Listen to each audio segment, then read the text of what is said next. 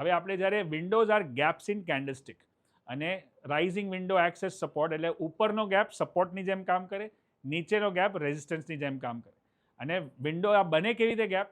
ક્યારે કંઈ ઓવરનાઇટ થાય તો જ ગેપ અપ ગેપ ડાઉન થાય, રાઈટ? હવે તમે અહીંયા જોશો કે એક છે ગેપ, તમે હવે કેન્ડલસ્ટિક પેટર્નને સમજો છો તો એમાં એક છે શેડો અને એક છે બોડી.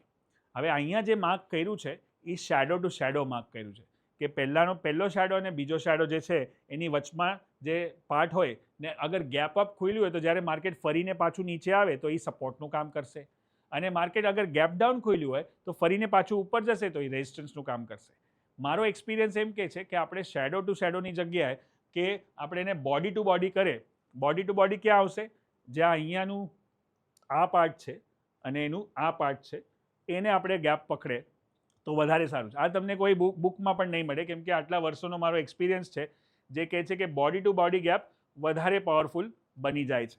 વિન્ડો અને જે સમજો કે અહીંયા ગેપ થયો, તમે જ્યાં માર્ક કર્યું છે ને મેં, અને એનો બીજો ગેપ પણ છે અહીંયા આગળ એક, આ એનો બોડી ટુ બોડી ગેપ બની ગયો. પછી હજી એક ગેપ બન્યો, તમે જો 2 અને 3. તો આ ગેપ ડાઉન આપણે હમણાં જ શીખાતા કઈ કેન્ડલ છે આ? 3 બ્લેક ક્રોસ.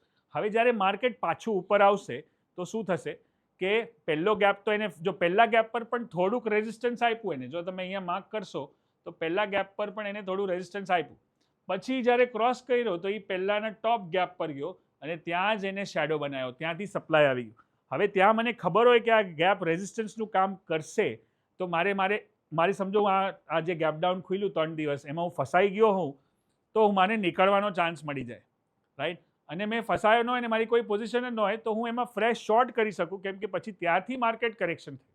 તો જોયું તમે ગેપ કેવી રીતે રેઝિસ્ટન્સનું કામ કર્યું, બોડી ટુ બોડી ગેપ, અને આ એક સારો ટ્રેડ બની શકે.